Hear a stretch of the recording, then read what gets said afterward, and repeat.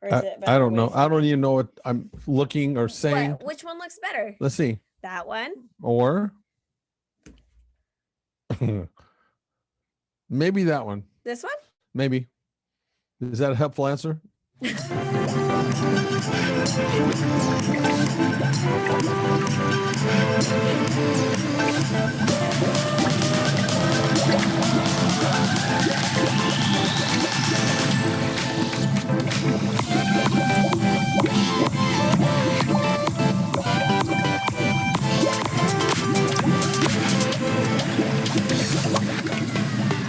Then I'm gonna be another year older, and I just turned another year older. You just turned it? I just turned it. I just turned it. Turn it up till she doesn't wear enough on me. Turn it. What? I'm here with espresso shots and everything. You're a fucking nightmare on espresso. I know. I can't But understand. in my defense, when I was a nightmare, when that one time, we know which one time we're talking about. We do? Yes, we do. Can you give me a hint? Make it. Do a rhyme. One time. Do a rhyme. That one time. Don't give it away. Do a rhyme. A rhyme? Yeah, like don't give it away because I don't know what you're talking about. You mean give you a hint? What did I say? A rhyme. Oh yeah, a hint. Fuck. The more I hang around you guys, the worse it is. I randomly found a mole on my finger and it tripped me out. Oh dear God! Do you remember that one time? I was captive. I was captive in a car. And in my defense, I think I had you were buying me as much Starbucks as I wanted on that way to LA, and you drank a Starbucks every hour. So I think we got 3. We started with 1, then we got so. And in my defense, that was 2, 4, 6 shots of espresso. So I mean, what did you expect? You were hallucinating on caffeine. You're probably the only person that does that. That's what I mean. You're a fucking whack job. I know. I am. And you try so hard not to be. Well, to give us the impression that you're not. So funny. I am not a whack job. So funny. No, I might be. Look, here's the secret behind that. The more you can always get away with it, is just don't hang around people too long. And they will never know. It takes a while for people to really find out who you are. You know, we talked about this on the podcast, like dogs, they can sniff your butt and they can tell, but we can't do that. Mm-hmm. So that's good for you. Just don't hang around people too long. They'll never know. Mm-hmm. I know because I hang around with you at work every day. I know. I've been in a car for 3 hours with you. I know. What's the definition of a whack job? You. What's the definition of a whack job? CARA. No, really. Oh, you want me to make something up to make you feel better? No, I want to know what would be the definition of a whack job. Don't say me. Well, but you are the epitome of one. But if nobody knows anything about me, they want to know what's the definition of a whack job. They should go to the dictionary and look up whack job. Because you don't know? Is that even a word for you to look up? Well, I don't even know. Or is it a slang? Probably a slang. Probably a slang. Mm-hmm. Well, the good news is that you never know what you're going to get with you. That is true. I think that I keep people on their toes. I feel like it might not ever be a boring day when you're around me. It hasn't been so far. And you're on 7 years. I would say it's been more of a frustrating day at times. What? Frustrating? No. Yeah, there are days you come in and you just try to piss me off. I can tell. Yeah, because you disagree with everything I say. You hate when people do not agree with what you say. I know. But you actually like it. But you don't. Don't shrink me. You do like it, but you don't. Don't fucking. You told me you don't like a yes man. That's right. That's true. But you really just want to be right all the time. My initial response when somebody disagrees with me, you talk about cancel culture. I'm gonna kill you. But actually, it's a good thing. Yeah.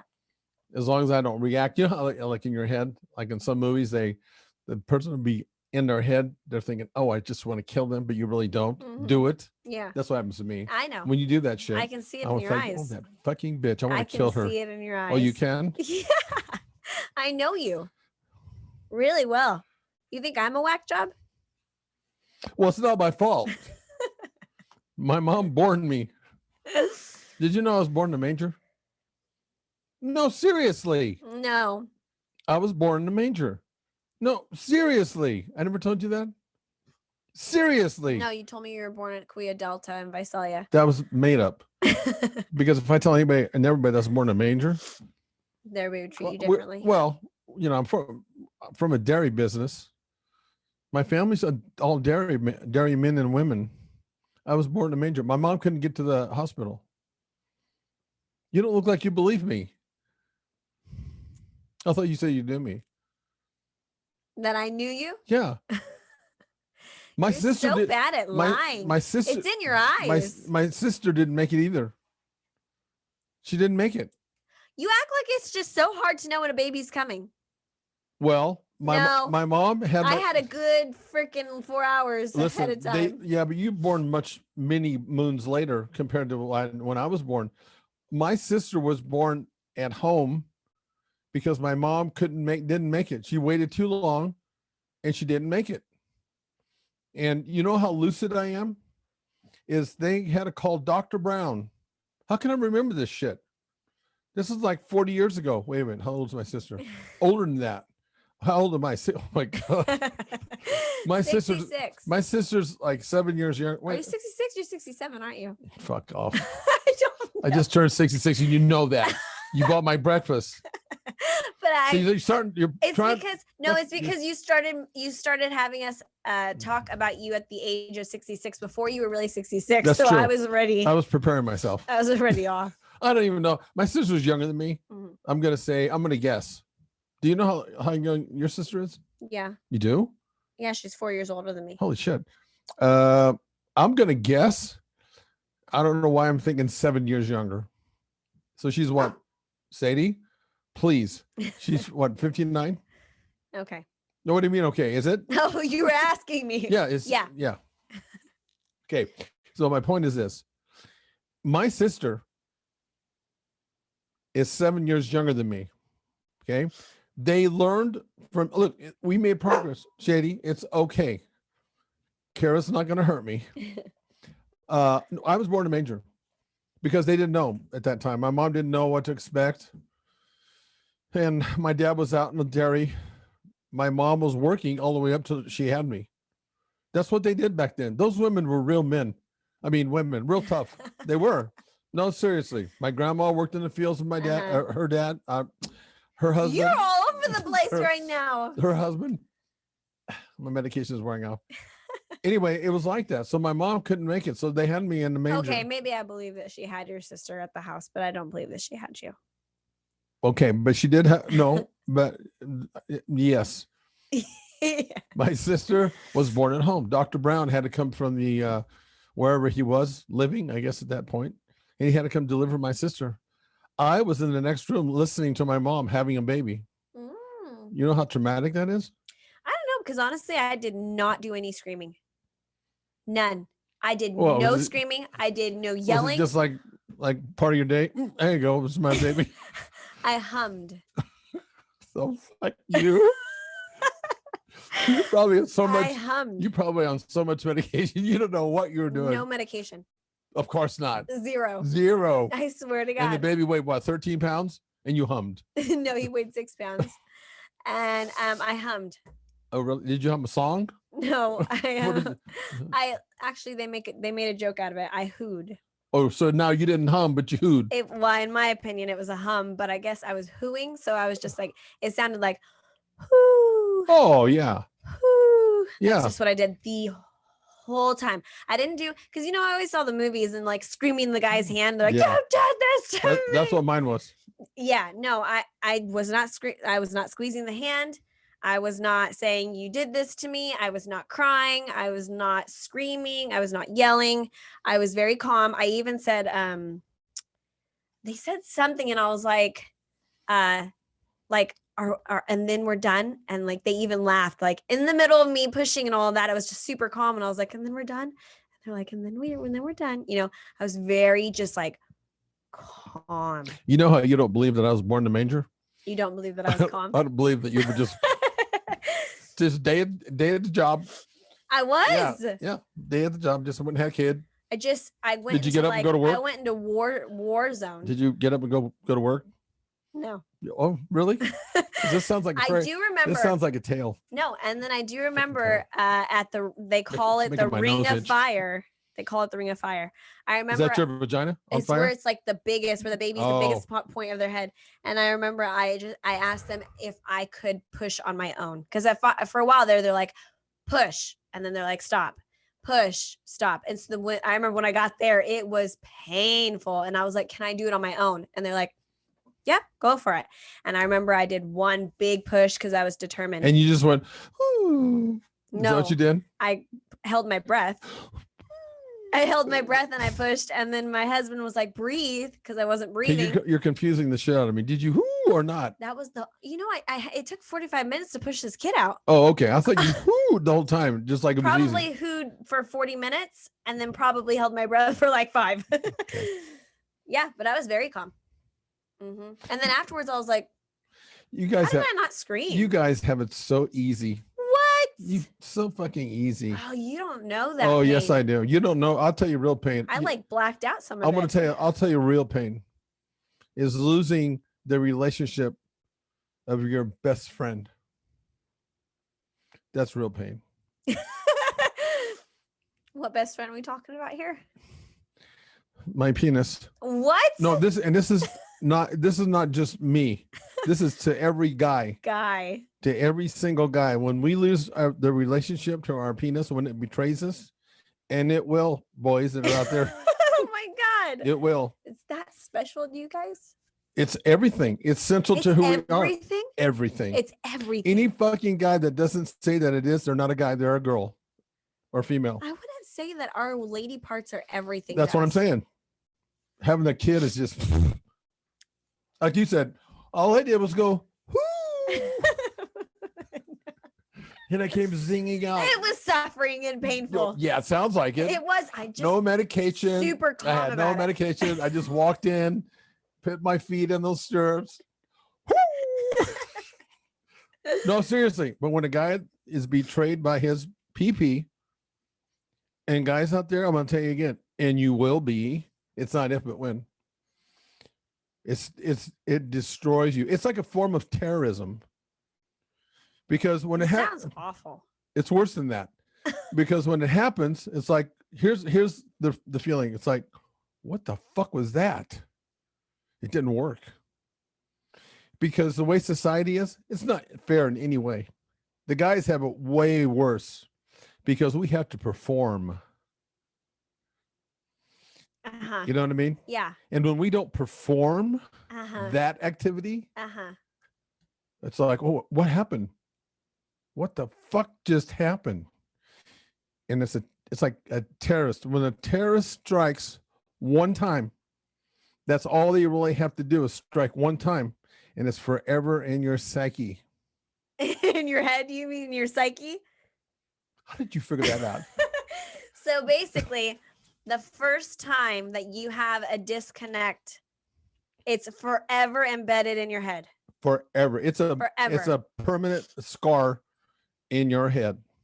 Which then I'm assuming can just fuck with you for the rest of the time being. Yeah. And like the first time it's like, it's like, what was that? And what exactly are we talking about a disconnect here? As in like you guys not being able to get erected? Look at you. I'm not a guy. I know. I don't know how that feels. You don't. You're exactly right. I don't. You cannot relate to this. You have no clue. Okay. You have no fucking clue. So basically, if you think that we don't have a clue, but you guys having babies, even though you can go in and spread your legs and go, whoo! It's not that easy. Baby boy. So basically, you're saying that the things that could get you aroused, the minute it makes you that way in your head, but then you don't connect the way that you normally do with your best friend. Whoa, please. What did you just say? Try it again. One, something has to get you guys aroused. Usually, correct? Usually that's the case. Correct. I mean, it's not like you can just tell it, hey. Well, not when you're older, but when you're younger, you can just blow on it against. Okay. So basically, when you're 20, when it like the things that would normally make it do that, the minute you do that, but nothing happens, that's when it starts to mess with your head. The minute you can't perform, and use it to put it inside something. Okay. Okay. Do you understand what I'm Yeah. saying? Okay. That's when it's the first time that happens. That's it's like, crazy. oh, it's worse than that. Oh my God, you're so serious with your eyes. Dead serious. So serious. Dead serious. But how old do you have to be for that to happen? well, usually it happens later on, you know, in the ones that like guys get older because we lose testosterone and you lose that when you start and see after the age of 30, your testosterone levels start dropping by 1% each year. Okay. But other things can happen. You can get it younger. For example, if you smoke a lot, if you have, doing a lot of drugs, have heart disease. Smoking a lot would be because it's blocking your arteries. It constricts your arteries. Yeah. And obviously you have to have blood flow. Okay. What was the other So one? it can happen at a younger age, but typically it happens to, men after the age of, it could be like, I think 40, 50 years of age, just depends. And you said the things that can cause it were what? Like if you smoke a lot, if you're drinking a lot, if your lifestyle is such, if you're under stress a lot, those are all factors. Because a lot of times what's happening is not necessarily because you're not getting proper blood flow, but it's you're under stress. Yeah. And stress will do some weird things to your body anyway, but especially to your, obviously when your Johnson doesn't work, that fucks with your head. Yeah. So then now you just added more problems. Right. And a lot of times the lack of performance has to do more with your brain. It's messing with you. So like it happens, but then it probably happens like 10 times more because of the psychological part of it. Performance anxiety, they call that. In fact, they actually have drugs that people take in sports, by the way, for anxiety, but they do that. If you can get rid of the anxiety, then you'll perform better. The same thing happens, but it's so much worse than that. Does it make you guys feel like not so manly? Exactly. Something? You feel like you're leading. You feel like you're following instead of leading. Does that make sense? A man, but their testosterone, I think generally speaking, not everybody, but men generally speaking are, because of testosterone, we're aggressive, where we lead. That's kind of in our genes and our genetic makeup. Mm-hmm. So, and I'll speak for a lot of men. I'll speak for myself. I'll tell you, when I had my first moment, it wasn't when I was younger. It was when I started bodybuilding, because bodybuilding, you start taking, performance enhancement drugs. And, I made that choice to do that. And just a side note, I remember that I got a lot of heat for that, because when I was writing these training courses, I was writing it based on the fact that I didn't want to do any kind of performance enhancement. I wanted to be all natural. Mm-hmm. But then I was faced with, at some point, I realized that the shows that I was doing, the natural shows that I was doing, they weren't really natural. People were beating tests. So it never was a level playing field. And I went as long as I could. And I thought, when you're competitive, like I am, mm-hmm. Well, you have to make a decision or choice. Either I don't compete anymore, because it's never fair. That's no fun. I mean, it's okay if it's not fair, but when it's that unfair, it's really an unlevel playing field. Then what do you do? And if you want to compete, then you have to take that next step, and do what needs to be done. And I did that. And, that's a kind of a side note. I took heat for that. And I've told people before, you really don't understand unless you are a competitor. And it's just a choice you make. That only hurts yourself potentially. Mm-hmm. Really no one else. So that's when you had your first. Well, because of taking the stuff, you take so much because you have to over a long period of time. And you do cycle on and off, but you take so much for 8 to 10 or 12 weeks, and you do that years and years. What starts happening is that your body recognizes that you're taking all this stuff from the outside, this testosterone, and it closes down your own production. Yeah. So what happens when you go off that, we call it a cycle, that cycle, because you have to, otherwise you're going to have a lot of, you're going to have some major health issues, which I really didn't ever. That period when you go off because your body's its own production is just shut down, this is where the best way that I could explain the way I was feeling was that I lost my relationship with my penis. it was like I didn't even, if I didn't know where it was, it's like I didn't even know where it was. There was no connection there. A man's brain and his dick. Listen, guys are constantly thinking about sexual activities, sexual things. Constantly. It's true. Any red-blooded man will understand that. The ones that don't, they're not red-blooded men. I'm telling you. That's just we're put on earth to spread our seed. That's some real shit. Okay. Just honesty here. So, yeah. So when that doesn't have, when you don't have that feeling, that drive that you've always had, it's like, holy shit. I don't even know that I have one. It's scary. And that's when you've had it your whole life. Yeah. It's all of a sudden scary, right? So when that moment happened, it's like, oh God, what's going on? Scares you. It freaks you out. What if I can never do it again? What if I can never do that again? Yeah. I mean, I'm trying to relate. Well, you can't. I know. That's why you guys have it. Is really listen to what you're saying. That's why you guys have it so easy and so good. You can just lay there and fake an orgasm and fuck nobody knows. How do we get away with that? If you're shooting, you guys can't get away with it. If you're shooting pool with a rope, if you know what I mean. Do you understand that metaphor? You don't. I can tell. A rope. A rope is not stiff. Yeah. And when you're shooting pool with a rope, do you understand me now? Yes, okay, gotcha. You can't get away with it. It's fucked up. We can't even fake it. No, that's true. Can't even fake it. See what I mean? You guys have it way better. You guys just lay there and go, oh, you just make the noises. None of us are going to know. They're going to think, I made her have an orgasm. They'll never know. You guys have it so easy. So easy. But do we? We have to have once every Yeah, no, I'm not gonna lie. Once every 9 months, you gotta let have a baby. It's not always that good for everybody. Awful. But it happened to me like in my, I would say my 40s.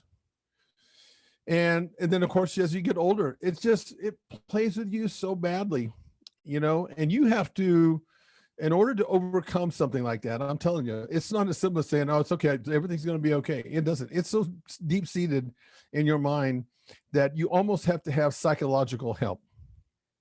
Wow. So take that. Now tell me how hard it was to have a little kid, 6 pounds. You tell me that. I mean, at that moment, At that moment. I would probably tell you to go shove your dick up your ass, because at that moment it was physically painful, but the moment left and I'm here and I'm fine. What is central to your womanhood? I just gave you something that's so central to our everything in our being, the relationship between us and our pee-pee. What is it that you guys have that could relate, or could that be in that same line, in that same pathway? What? Nothing. What do you got? Well, like women, of course, want to be, I think every girl wants to be extremely beautiful, because we want guys to be appealed to us. We want them to look at us and think that we're beautiful. So I don't know if that would be, because I try to think like if somebody got like burnt and had like just. I think that would be for both sexes. I'm telling something that's really is this. No, I don't think distinctual between a male and a female. What do you got like that? That probably the fact that we can't, like some women who can't have a baby, can't give a baby to a man. That might be it. Oh, okay. That might be a good one. Okay, you got me there. I think I could relate to that. Yeah, that might be it. Well, I guess the same could happen with a guy though, because on top of you guys having problems performing, we could be shooting blanks. Also be shooting out blanks. That's so right. I guess you freaking top it on that one there. If we can't get our little thing up, we're dead in the water. Yeah. Dead in the fucking water. I mean, that whole relationship with your spouse or whatever is dead. Oh, can you imagine? And then all of a sudden it's like, I can't get it up for my wife. So then is she going to go find it somewhere else? There you go. And then you add that pressure on top of that. Oh my God. Do you see that? Yeah. That's a lot. And here's the thing that most people don't, maybe most people don't understand, that just because you take boner pills, you know what a boner is? Yeah, and I would, even as a guy, I think I'd be really concerned to take those pills. Why? I don't know. It's just like. So you're just saying that because you don't know why? No, as in like I've seen movies where they don't go down, and you have to go to the doctor, and you gotta get it sucked down. I never understood that. It's like, okay, they tell you on the. I know all about this stuff, by the way, because I'm going to tell you, I used because all Viagra is. Remind me if I forget my train of thought about what you said about it never going down. Okay. Something about it never going down. Okay. When I had my strokes, what I learned is that the people that had, because obviously I had strokes, for those of you out there in the audience don't know, I had these strokes. Well, I found some research from Johns Hopkins University, it's a hospital, and they actually gave people Viagra. And what they learned was that the people that were taking these erectile dysfunctional, the pills, because they're used for more than one thing. Uh-huh. They use it for people who were stroke victims and they saw that the people that took that made remarkable results compared to the people that didn't. And so if you think about physiologically what that does, when you take Viagra, all it's doing is producing nitric oxide. There's supplements on the market. Yeah, I was going to say, you could just get supplements too. Yeah, but the supplements on the market with nitric oxide, you'd have to take a shitload and even a bigger shitload than that to get the results from a Viagra. Okay, so what they did is they give these people Viagra. What does it do? It opens up your blood vessels to get more blood flow to your brain, to the body that's impaired. See what I mean? Mm-hmm. That's where I learned about this stuff is actually from that research. So I've always taken, because of that, and since then I'm on a Viagra, if you will, a regimen of sorts. It's like you said, it's like taking a supplement, but it's just a lot stronger. Now, the funny thing I think about when they say on the package, if you take too much, your thing will not go down.